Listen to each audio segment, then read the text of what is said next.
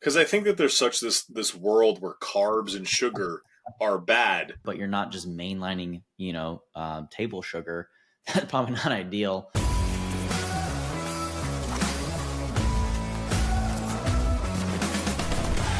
So today on Beyond the Pump, where we break down the business of fitness and nutrition, we're actually going to jump into kind of like a part two around the idea of sugar and your clients and things that we know to be true, but also just some of the kind of shit that they're probably thinking of in their brain. And this one's going to be a little bit of a fun one. I'm going to very much take the client centered approach on this side of things because I think sugar is bad for you and you're going to die early if you have too much sugar because that's what the world says.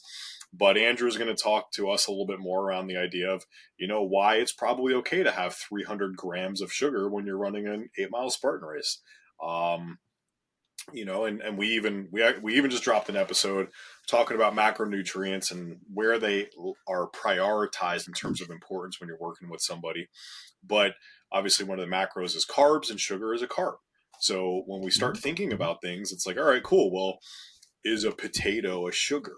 Is a French fry a sugar? I think sugar and carbs are so intertwisted and again, client-centered approach here that it's like, let's just break this down a little bit, have some fun with it, and I think probably disprove all of my thoughts that are still ingrained in me because listen, if you're like an 80s baby, 90s, and Atkins was a thing and sugar and all these things, like it's just, we know the Atkins diet, cut out all the carbs is the only way to lose weight. So many people think that way. So anyways, Andrew, is a sweet potato and sugar the exact same thing? Mm.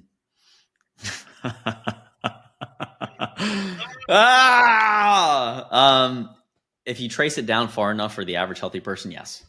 If you're not, some of that stuff does start to matter. And, I guess to provide a little context, the reason why we dive into some of these weird offshoot topics that seem like they might be a little more deep than what might be helpful, we need to understand that just to kind of back up for a second and give you the big picture, we construct memories based upon logic. And so by having these deeper understandings, you might not retain the facts.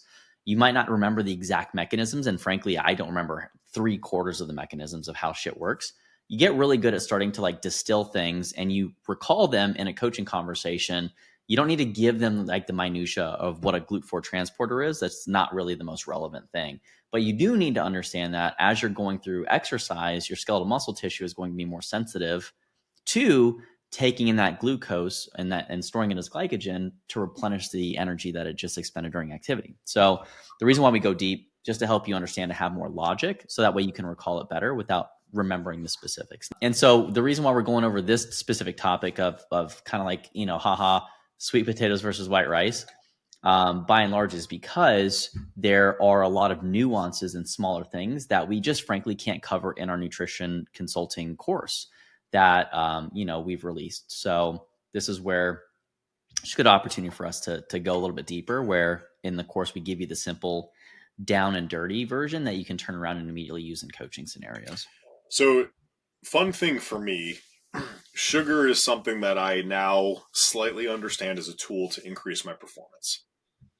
As a client, it's like, oh, okay, if I consume enough carbohydrates, I can go perform and do the thing. And I can last the thing. I can accomplish this thing that I desire to accomplish. And it might relate to a workout. Like, weird, nowadays I consume food before I go work out. For the longest time, I was a fasted workout person. Not because of any magazine story, but rather it just feels better for me. But like now my shake before I go work out in the morning is pushing 650 calories, right? And there's clearly going to be a good amount of carbohydrates in there. So when we think about acquiring a client, in my mind, if you're coaching me, addressing the conversation around sugar is probably a good conversation to have.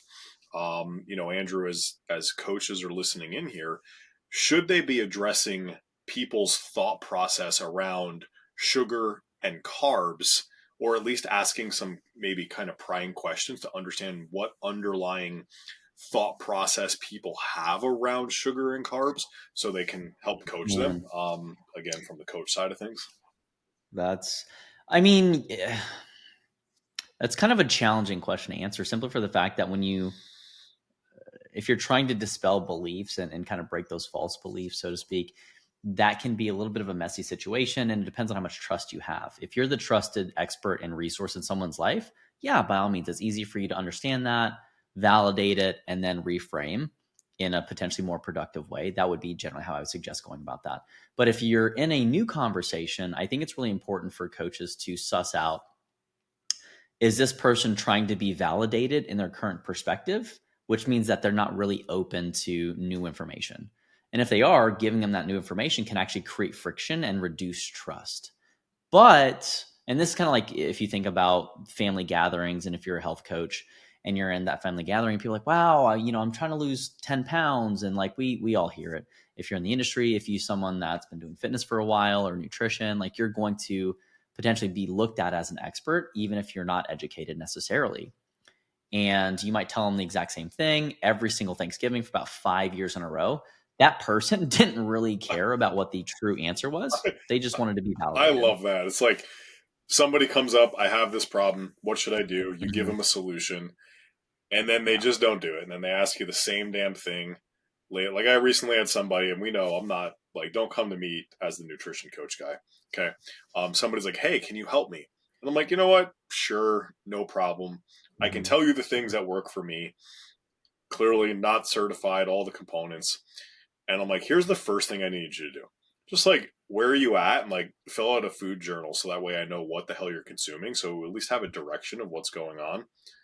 And then it was Mhm. like 2 weeks later, here's all the list of excuses. And I'm like, all right, cool. Hey, good luck. Not my jam.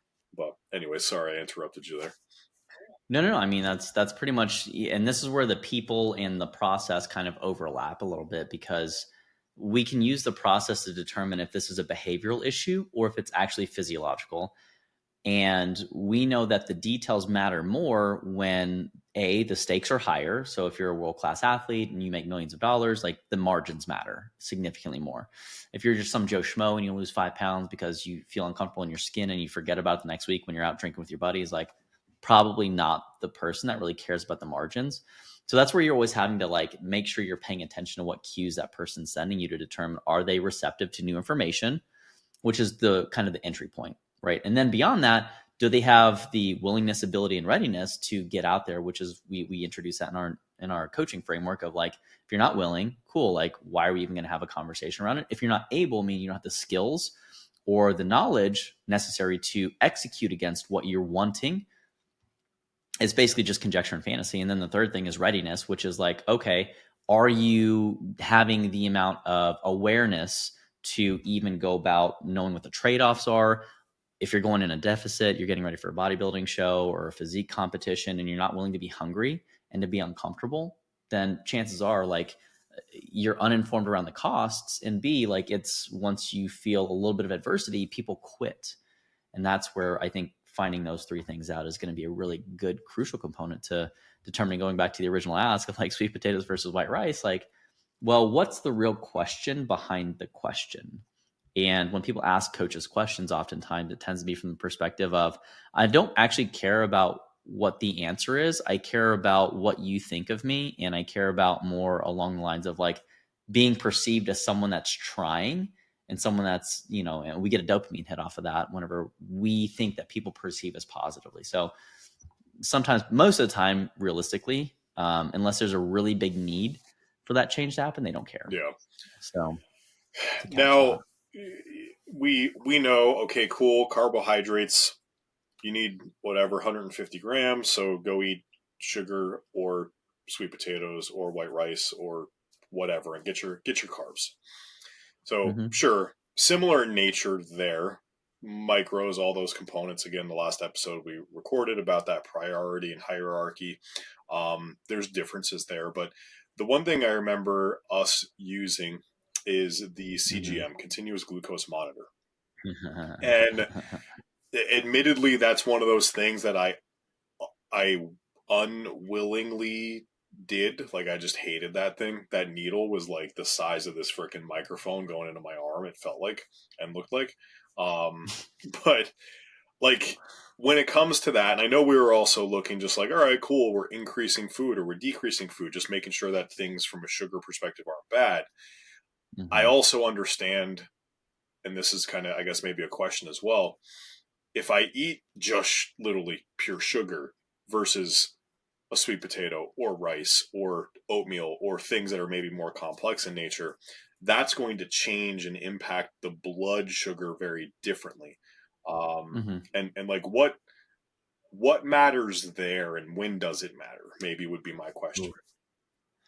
Okay, so I think we're kind of moving into territory of what we call glucose flux.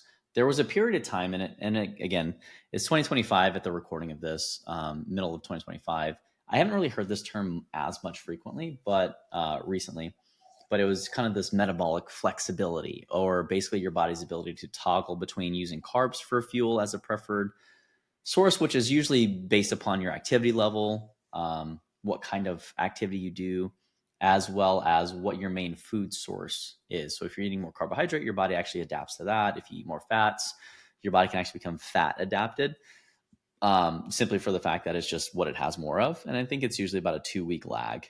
But when you think about the nature of kind of this glucose flux, there's really like kind of four things you understand about it. One is and this is where the CGM can be very telling if you know how to interpret it, like any other tool. You're looking at glucose appearance, which is basically like when you eat something, how fast does it get into your bloodstream? Um, Generally speaking, I mean, that's the majority of it is going to be from consumption. Although I will say that one of the things that people need to understand is that you also can go through a process called gluconeogenesis, which is basically how your body then turns around and produces more glucose from different things like amino acids, so on and so forth, right? So if it appears, the other thing that you need to consider is the glucose disposal, or how long it takes for that circulating blood sugar, aka glucose, to get pulled out of the bloodstream. And it's typically going to get stored in places like your liver is a big place for that. But more than anything, blood sugar and glucose gets stored inside of your muscles. That's right. And it gets stored as glycogen, as Steve shows us as glycogen stores. So if you want to pick up line this summer, you just ask people, hey, show me your glycogen stores, or hey, you have really nice glycogen stores in your leg, right? Like I'm actually going to use that. We're going to see if this happens. I'll let you guys know about it. Look at those glycogen stores back there. Yeah, wow. You can store a lot of glycogen in them hips. Don't do That's that. funny. That's Mm-mm. funny.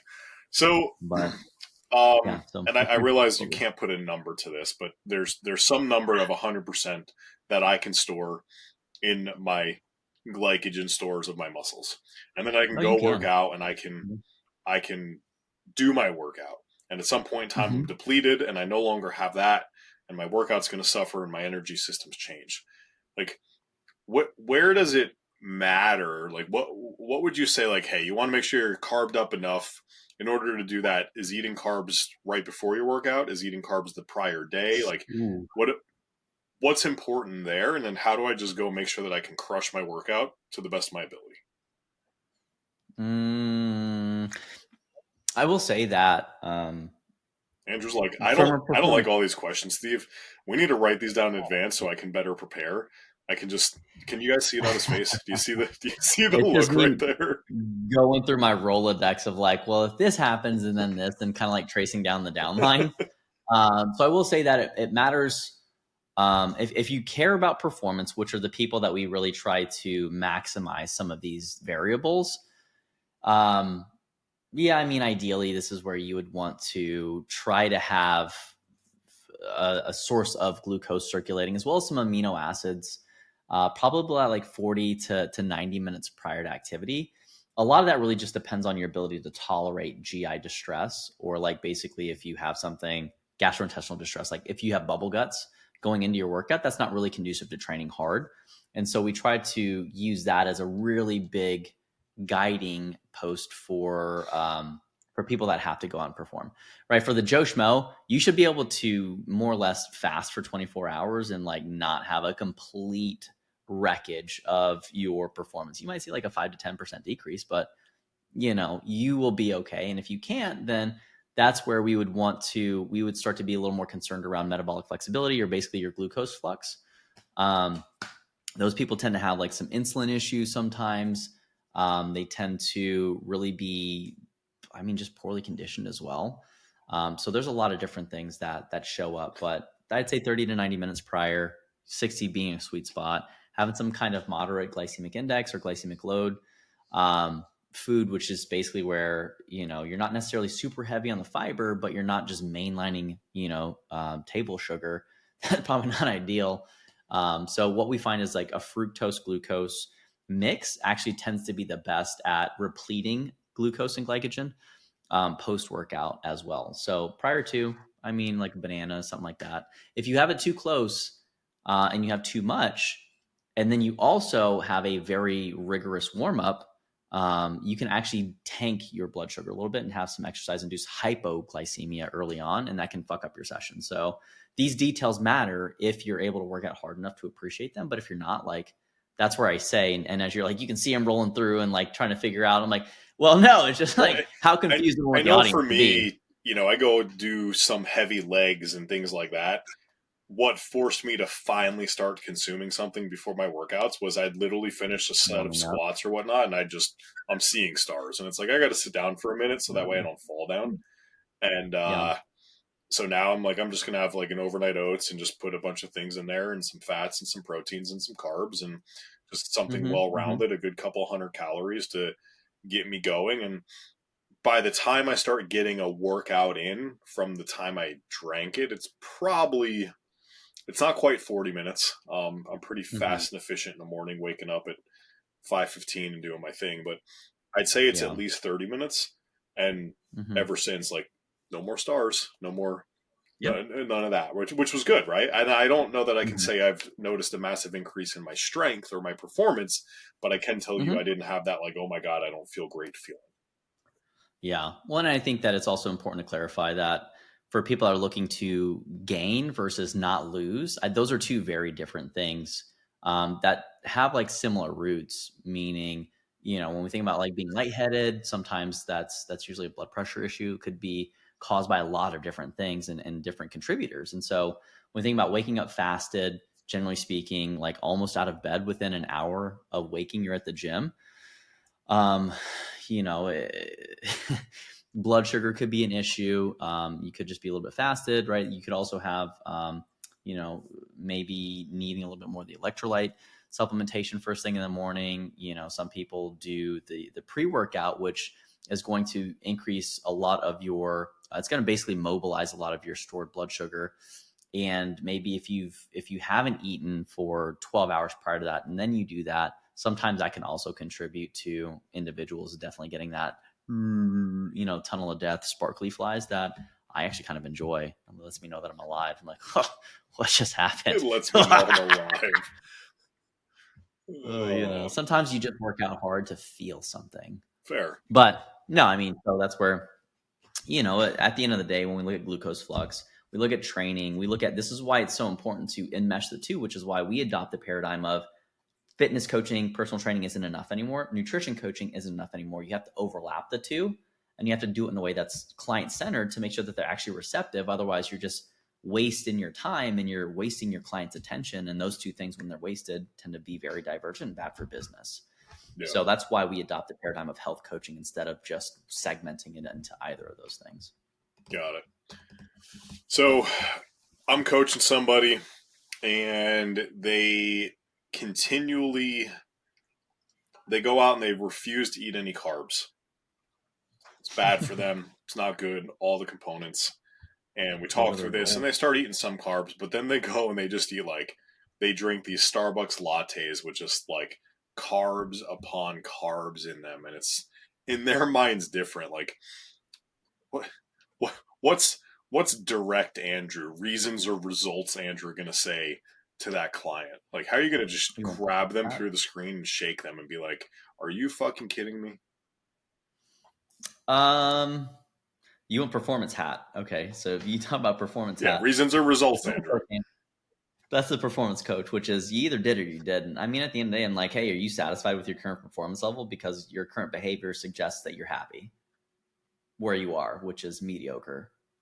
So you don't want to be mediocre, then maybe you should knock that shit off. If you do, that's cool. It's a different realignment conversation. And I'm happy to be a lot nicer and a lot more accommodating and empathetic if you don't care about the outcome. And so your behavior will tell me how serious I need to be. And if you're like doing everything and you're on the tee and you're filling out every single field in the coaching plan and you're also wearing your tracker and you're bringing me a lot of the feedback and you're frustrated, that's where it comes to me to provide better guidance. If it's something that they're not doing all that and they're frustrated, I just kind of laugh. And I'm like, you're not serious, right? You're serious? Why are you upset?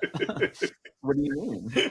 What do you mean? And so it's just, like the client gets to be in control at the end of the day, and the coach has to be able to reflect things appropriately. And, performance is, if you're happy with the outcome, continue to do what you're doing. Maybe small tweaks. If you're not happy, you got to change something, which we look at. Do you want to change your Starbucks drinks? You want, by the way, like when you say they're drinking Starbucks drinks and they didn't want to eat carbs, are they doing the Starbucks drinks during the time that they're not eating carbs? Yes, they think they're not eating carbs. Oh my gosh! I used to have people like, I don't eat carbs, I just eat fruit. I forgot about that. Yeah, like that stuff where people, because I think that there's such this world where carbs and sugar are bad, but fruit and vegetables and coffees and all these other things aren't quantified in, so to speak, that bad category in their brain. And then the reality is none of it's actually bad as long as it's within reason of, call it, moderation and where you're supposed to be, which is this whole entire other conversation that has to happen. Yeah, I mean, the devil's always in the dosage, so it's always a function of how much. And so when we think about like, if someone were genuinely asking me that question and they were making those comments, I would say that their ignorance is high. And then now I just have to also figure out if they have high ignorance or a lack of, knowledge or understanding, are they receptive to understanding more about that? In which case I'd be like, oh, okay. Like when you think about carbs, what do you think that means? And it becomes a conversation for me to understand their perception around it. And then if they're like, oh, well, after they feel understood, they're usually more receptive. And that's usually how I'll offer it up. I'm like, hey, did you know that the other way that you could, as a sneaky coach that does health stuff, and meaning you also integrating fitness interventions, you just try to crush them in the gym. You create a need. You're like, all right, listen, we're going to do a lot of really high intensity intervals and you're not going to be able to repeat them because you're just not going to have the glycogen stores to go that anaerobic for that long.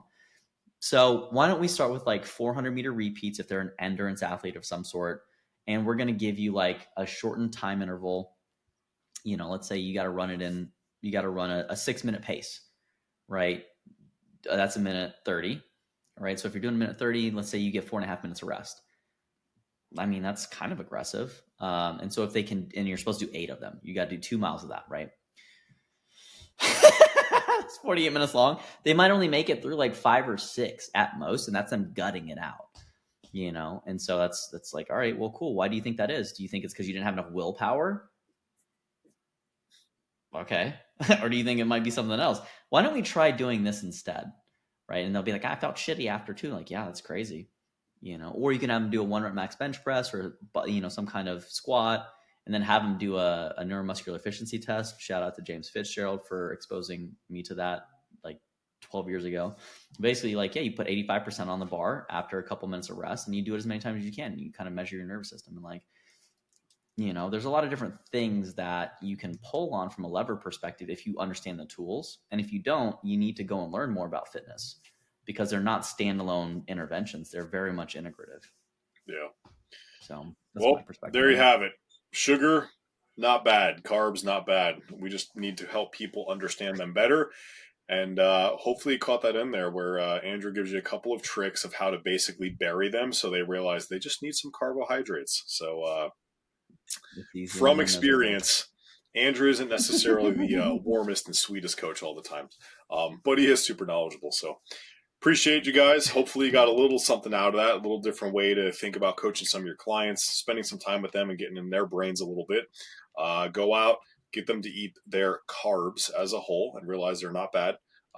Don't overstep and don't cause any issues. But outside of that, make sure people are doing their thing and bury them in their workout if you need to. Appreciate you spending some time with us here at Beyond the Pump, where we break down the business of fitness and nutrition. If you like the episode, hit that like button, subscribe to the channel, and throw some comments down there if you want to hear us talk about anything else. But until next time, gang.